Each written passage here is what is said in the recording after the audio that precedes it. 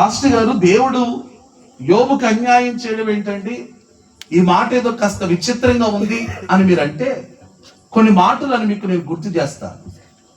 యోబుకి అన్యాయం ఎలా జరిగింది అని అంటే, మొట్టమొదటిగా తాను సంపాదించుకున్న యావదాస్తి తన కళ్ళెదుట పోగొట్టుకున్నాడు.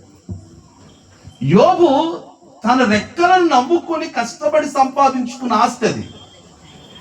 ఎవరినో అన్యాయం చేసి, ఎవరినో మోసం చేసి సంపాదించుకున్న ఆస్తి అయితే కాదు.